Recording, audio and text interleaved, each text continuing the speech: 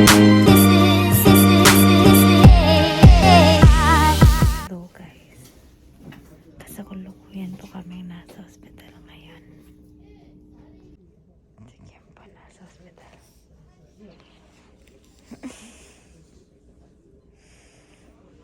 Update namin kayo mamaya. Good morning everybody. So kung nakita niyo yung clip kahapon, kagabi pala yun. Actually madaling araw yun kanina. Nasa Richmond Hospital tayo kasi mamaya explain namin. Pero nakauwi kami kahapon or kanina madaling araw 4:30 in the morning. Pero pinabalik kami ngayon around siguro mga 10:50 kasi may schedule si Kim ng x-ray. Pero ultrasound, sorry. Ultrasound. Pero kahapon, kanina nag-blood extraction na and nag-urinalysis. But later, yun yung gagawin, ultrasound pala. But yes, nasa Richmond tayo kasi yung waiting time sa emergency room sa Richmond mabilis lang. And in fairness, ang bilis namin na move kahapon. Yung waiting lang talaga ng doctor yung inaantay kasi isang doctor lang yung meron overnight. So, update namin kayo mamaya kung about sa kung ano nangyari kay Kim. Bakit kami nag-emerge. See you later! Hey, yan guys. Nasa parking tayo ng Richmond Hospital.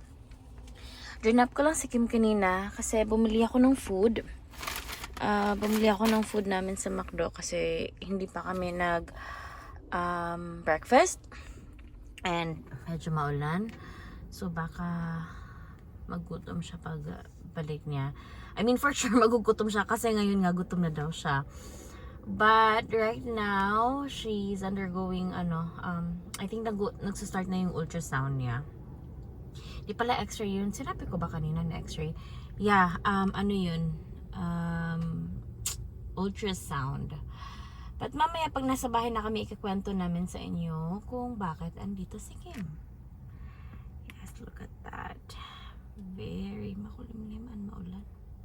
It's already 11:33 pala ng umaga guys. Sunday ngayon. Yes. Diyan na siya. Pamakain.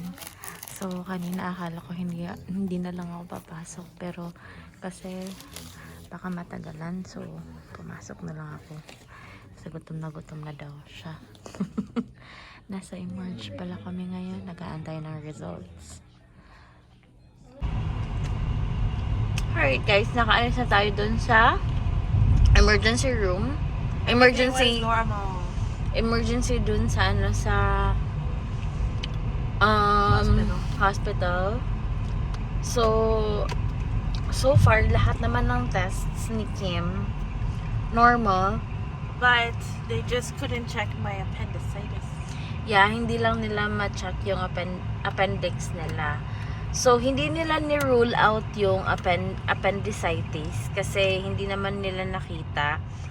But, pwede naman sila mag-run ng another test or mag-run ng test para to check talaga specifically yung sa appendicitis. Pero, binigyan siya ng mga symptoms, signs and symptoms kung ano dapat ma-feel niya if she has appendicitis. But again, they said that it's not, yun nga yung mga symptoms, but it's not everyone. So, it might still be appendicitis. But anyways, maybe it's just a thing that I'm feeling kasi it's been 10 days now. And we don't know. Yeah, hindi pa namin alam. It's getting better naman. Parang may pinch lang siya, but I don't know. Maybe it's just inflamed or something. Para daw may nido. But, so far, yung kidneys niya, yung spleen niya, okay naman. Pero, kailangan pa rin namin ipatest yung yung para sa appendicitis niya. So, may mga upcoming tests pa siya na gagawin, but hindi na kami nag-antay for today kasi we've been there too long. Yeah, and so far manageable naman daw yung pain. So eto na nga, the reason kung bakit kami nag-emergency because si Kuya. God. Because ilang araw na, I think more than a week nang sumasakit yung right lower quadrant ng tiyan ni Kim. And we suspected na it's kidney stone or appendicitis. Or ovary cyst. But, yun, parang inantay na muna namin. Napa-check up na siya. And then, pinaschedule na siya ng x-ray and ultrasound. But then, parang mas na-worry kami kasi when we tried to put pressure sa tiyan niya, na-feel niya na parang may needle. And I think, na-worry na kami kasi may one time na medyo nahihilo na din si Kim, medyo nasusuka daw siya. Sinabihan siya ng doktor na if she feels that, kailangan na mag-emergency. But, kaya kami nag-emergency kagabi and today. But, may mga tests, may mga tests na ni-run. Yeah. May mga tests na ni-run, but yeah, so far, dito, lalabas siya. So far, yun nga. But yeah, nakalabas na kami. Andito kami ngayon sa TNT kasi mag-grocery kami. So, update na lang namin kayo mamaya pag nakauwi na kami. Okay? See ya! Look at these strawberries. Pink snow strawberries.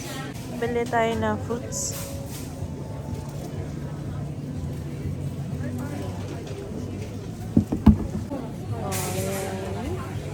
May ano din dito, lychee. This one. Fuji? How many? 2? Yeah, dalawa lang. Ay, di pa kumain na.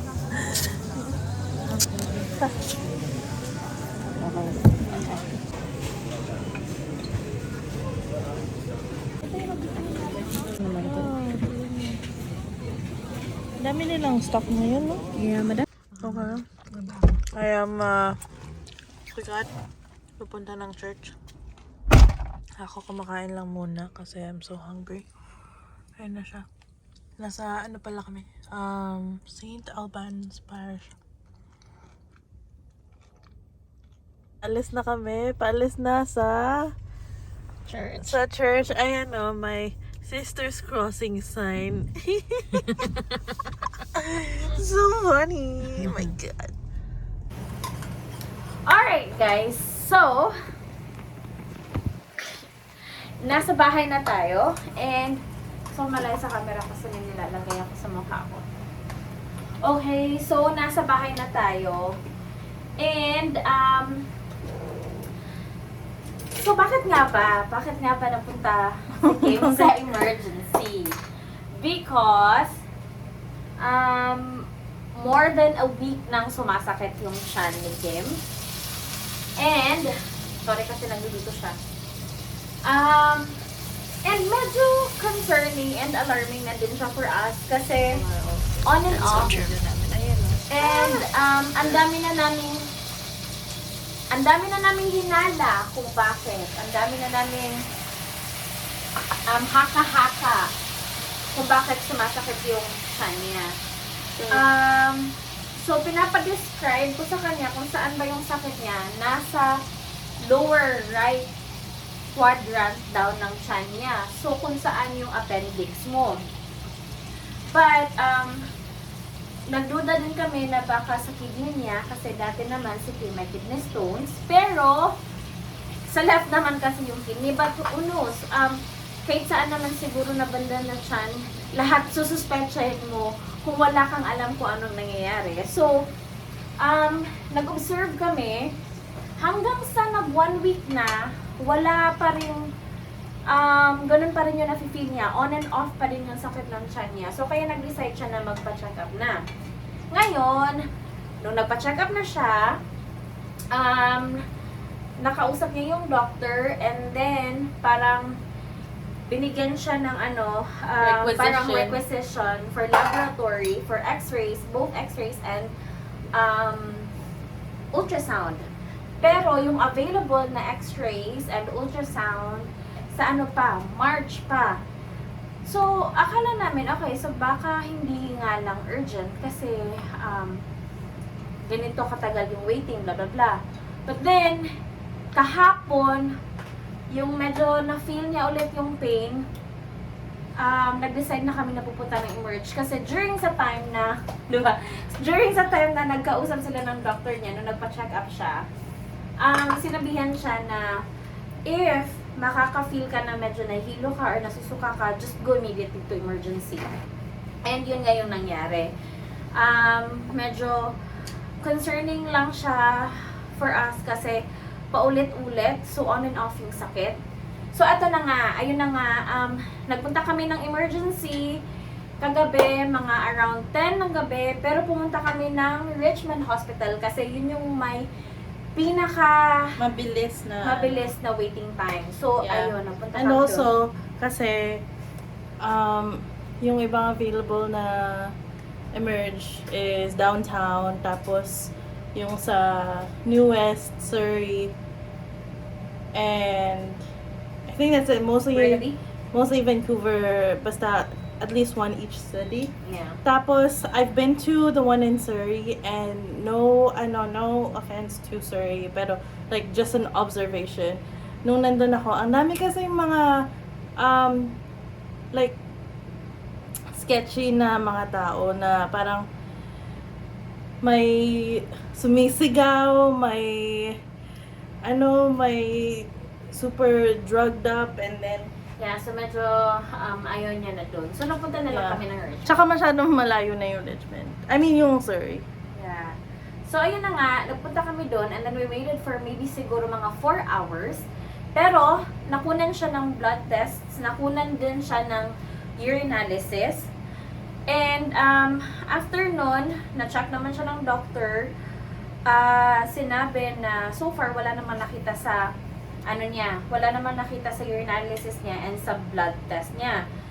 So, pinauwi siya nung kinagabihan. I mean, actually, mga 3 na yun, no? 3:30, magpo-4 na. Yeah.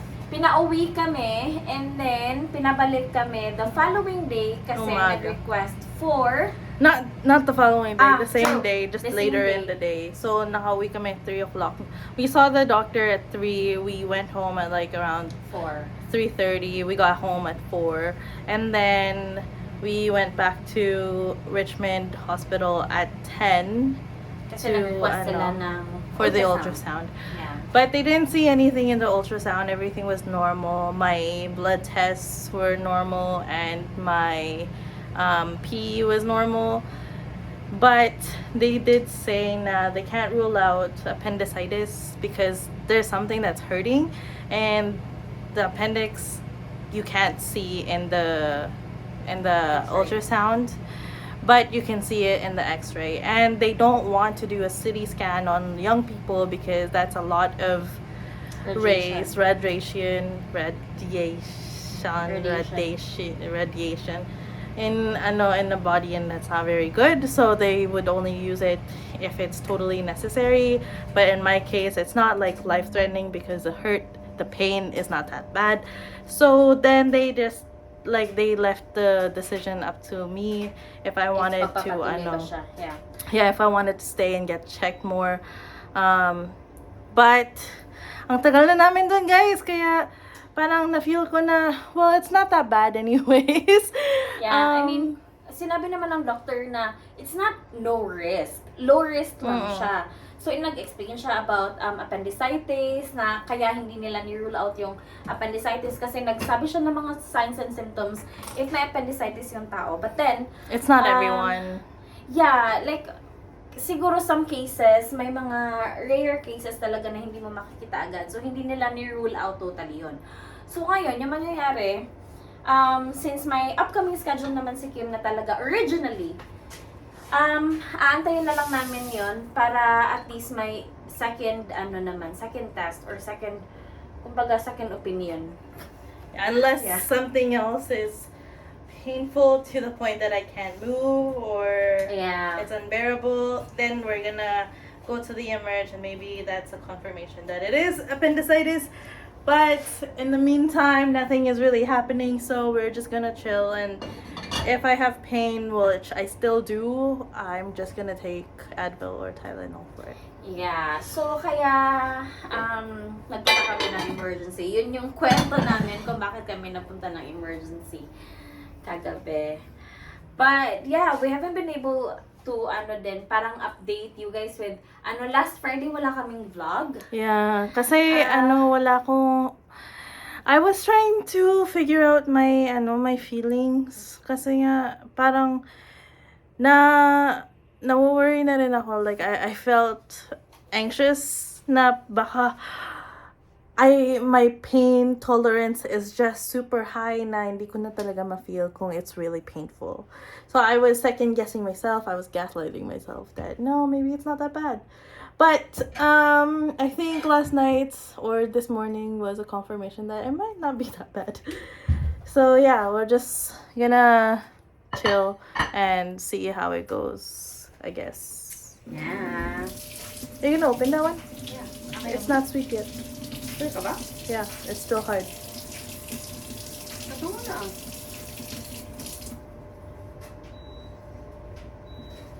Yeah.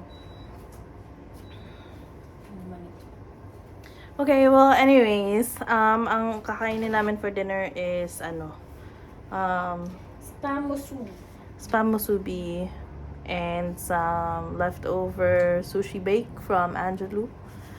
Tapos, yeah, I was supposed to work today too, but then I didn't work because we got stuck at the emergency and yeah. But guys, I really thought that I was dying of appendicitis. Because I don't know, my one night, I think that was Friday night na nung gabi ang sakit ng ko talaga, sakit ng tiyan ko. But anyways, it's okay. But yeah, ganito na lang muna. We'll see you on Wednesday for another vlog. And thanks for watching. And if you're worried about me, don't be. I'm not worried about me. You shouldn't be either. Okay, bye. Say bye. Bye to them. Bye.